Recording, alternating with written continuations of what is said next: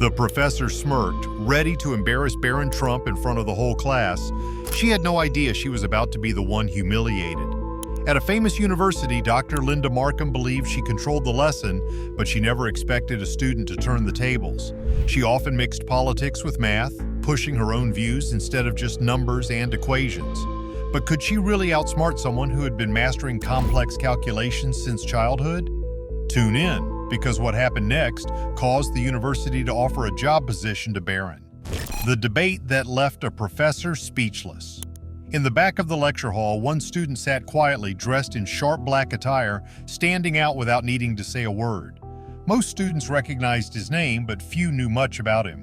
Barron Trump had kept to himself, focused on his studies, never seeking attention. Yet behind that calm demeanor was a mathematical mind sharper than anyone in the room could guess. Dr. Markham started her lecture, but instead of diving into complex equations, she shifted to what she deemed a more pressing topic: the role of social justice in academia. Before we dive into this, it's clear that Dr. Markham had no idea she was about to face a challenge far greater than any equation, because what happened next left the entire room in utter disbelief. As she spoke, her words carried more than just an academic perspective. There was a clear political undertone. She wasn't just discussing curriculum adjustments, she was making a statement.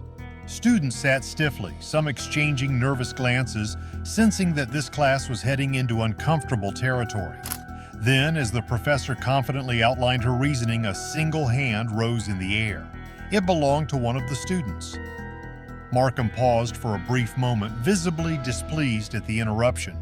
She hadn't anticipated resistance, certainly not from someone like him. Ignoring the raised hand, she continued, now turning the discussion toward privilege in education. She emphasized that success in academics was often shaped by factors beyond merit: connections, wealth, and background. Her gaze drifted toward specific students, her implications clear. Some students squirmed in their seats, glancing at him, waiting for his reaction, but he remained composed, hands still raised. Minutes passed and Markham realized she could no longer pretend not to see him. With an air of impatience, she finally acknowledged him. "Mr. Trump, do you have something to add to our discussion?" Her tone carried both amusement and irritation, as if expecting a weak argument she could easily dismantle. But what happened next stunned everyone in the room. He spoke with confidence and clarity, calmly explaining the fundamental importance of calculus, not just for theoretical studies, but for real-world applications. His words were precise, his reasoning solid. He questioned whether diluting academic rigor in favor of ideological discussions truly benefited students of all backgrounds. His classmates, many of whom had silently disagreed with the professor, now nodded in quiet agreement. Markham's face hardened. She was losing control of the conversation. She shot back with a veiled insult, implying that his privilege had sheltered him from the real struggles of education. But he didn't take the bait. Instead, he acknowledged that he had been fortunate in his education, then used that very point to argue why high academic standards should be maintained for all students, regardless of background. The professor's expression darkened. This wasn't going how she had planned. The room felt heavy, like the air itself was weighing down on everyone. Markham, clearly frustrated and determined to make a point, locked eyes with him and spoke with a sharp edge to her voice. "And what makes you the expert in education?" she asked, her tone dripping with sarcasm. "Do you really think you know more than your professor?" She leaned in slightly, expecting him to stammer or shrink under the pressure. But he didn't even flinch. His voice stayed steady, almost too calm, as he answered. "I'm not an expert," he admitted. "I'm just a student who happens to love mathematics." He lifted his hand slightly and pointed toward the whiteboard behind her. It was completely blank. There were no equations, no numbers, no problems to solve, just an empty space where calculus should have been. It was a quiet but powerful statement. The class was supposed to be about mathematics, yet here they were, caught in a debate about politics and social theory. The shift in the room was subtle at first. A few students exchanged glances. Some whispered to one another, their voices just loud enough to be noticed. It was as if a wall had cracked, letting in something new. Markham's authority, which had seemed so firm just moments before, was beginning to waver. The certainty in her voice was no longer as strong, and for the first time, she hesitated. She had stepped into this confrontation expecting to win without resistance, assuming he would falter, maybe even embarrass himself. But instead, he had turned the entire moment around, forcing the class to notice the real issue. There had been no teaching, no learning, only a lecture on ideology. More students started nodding, a quiet wave of agreement building across the room. Markham had spoken about privilege, yet he had shown that real academic success wasn't about wealth or status. It wasn't about politics. It was about a commitment to knowledge, to understanding, to truth. And in that moment, without raising his voice, without showing a hint of arrogance, he had made it clear. Education wasn't about who you were. It was about what you were willing to learn. Dr. Markham wasn't ready to let Barron win so easily, so she gave him a math problem she thought he wouldn't be able to solve. The impossible equation challenge. The classroom felt like a battlefield, everyone waiting for the first strike. Dr. Markham's glare was sharp as she took slow, deliberate steps toward the whiteboard, marker in hand. "All right, Mr. Trump," she said, voice dripping with challenge. "Since you have such strong opinions about mathematics, let's put that confidence to the test." The marker screeched against the board as she wrote, numbers and symbols piling up in a monstrous equation that stretched across the surface. A few students exchanged nervous glances, some even whispering. This wasn't just difficult. This was the kind of problem that sent even seasoned mathematicians into a cold sweat. She turned, smirking as she tapped the marker against the board. "Go ahead," she said, arms crossed. "Show us how it's done. Unless, of course, you'd rather sit down and keep talking about things you don't understand." The words stung, and the challenge was clear: humiliation or victory. The class held its breath, waiting for the inevitable embarrassment.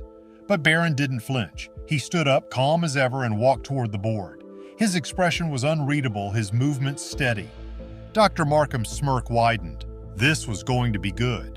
She had deliberately chosen this problem, knowing full well that it required methods far beyond anything taught in the course. There was no way he could pull this off. Then Barron spoke, his voice even and controlled. "Before I begin, I'd like to point out that this problem has more than one approach. Would you prefer I use the standard method or a more efficient solution based on original work by Leibniz?" The room fell silent. Even she hesitated for a moment. "You've read Leibniz's original work?" she asked, the confidence in her voice faltering slightly. "Yes, in the original German. The translations lose some of the finer details." Barron didn't elaborate. He didn't need to. The message was clear. This wasn't a bluff. He knew exactly what he was doing. He turned back to the board and without hesitation began to write. His movements were precise, his steps deliberate. The problem that had looked insurmountable moments ago now seemed to unravel under his pen. It wasn't just that he was solving it, he was explaining every step as he went, making it look almost effortless. The class watched in stunned silence, phones slowly being raised to record what was quickly becoming something more than just a math lesson. This first step, Barron continued, was first introduced by Euler in the 1700s. It simplifies what appears to be a complicated integral into something much more manageable.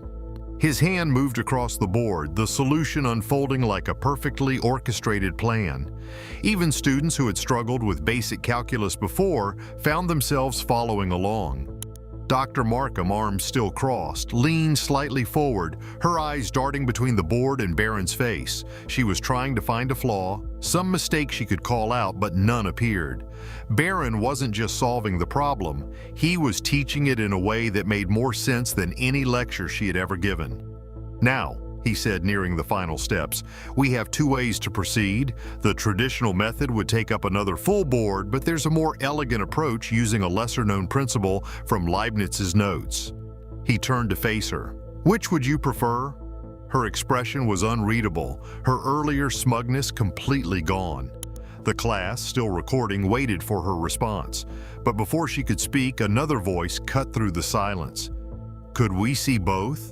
It was Sarah Chin, one of the quieter students, her voice hesitant but firm. "This actually makes more sense than how it was explained in the textbook." Barron smiled, nodding. "Of course." He turned back to the board and continued. She remained silent, watching as the student she had intended to embarrass took complete control of her classroom. The weight of the moment hung in the air. This wasn't just about solving an equation, it was about proving a point. By the time Barron finished, the entire board was filled, but his work was as clear and clean as a textbook example. He set the marker down and turned back to the class. "And that," he said simply, "is how it's done." The silence stretched for a long moment. Then slowly, a few students began to clap. It wasn't loud at first, but it grew. The energy in the room shifted. Phones were still raised, capturing every moment.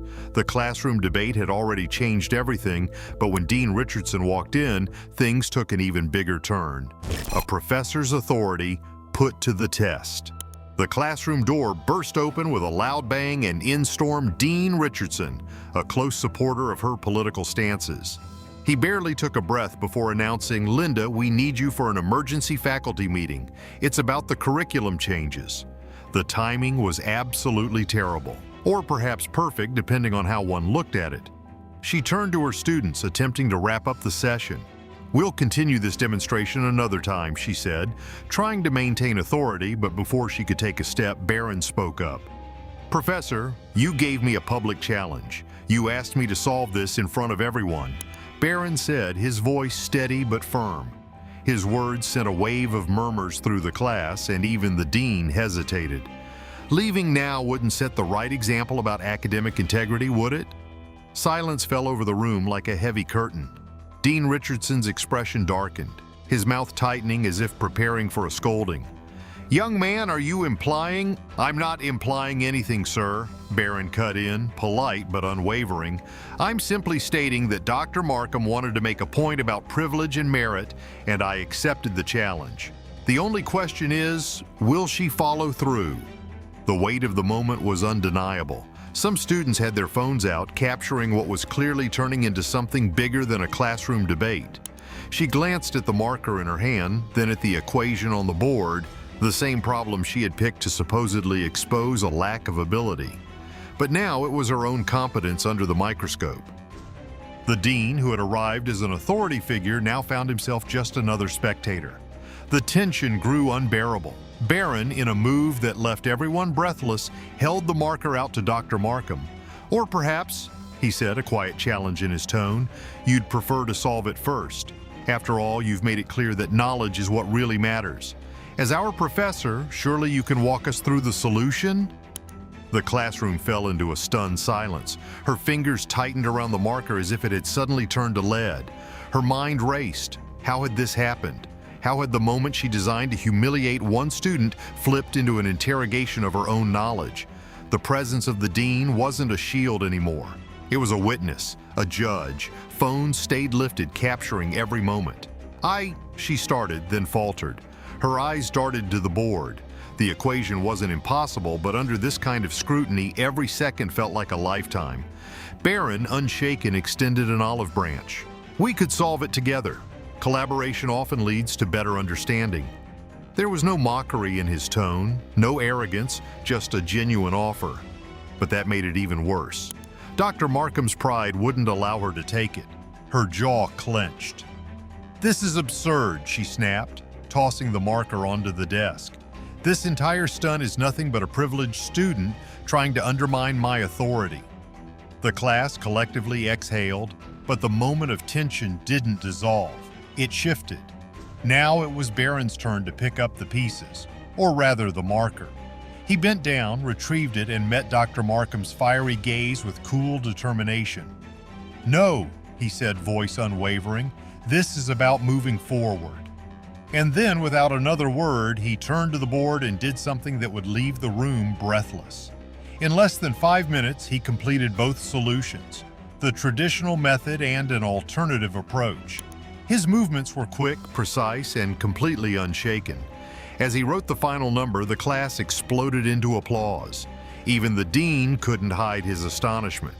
But this wasn't the moment that would change everything. That came next. Dr. Markham stood there, her face drained of color, her carefully built reputation starting to crumble. Barron wasn't finished, though. He stepped back, facing both his professor and the dean. Mathematics doesn't care about politics, backgrounds, or biases, he stated, gesturing at the board. It only cares about truth. And when we let personal agendas cloud our judgment, we miss the opportunity to grow. The dean cleared his throat, trying to regain control of the situation. Mr. Trump, while your mathematical abilities are impressive, you must understand that... Before he could finish, a voice rang from the back of the room.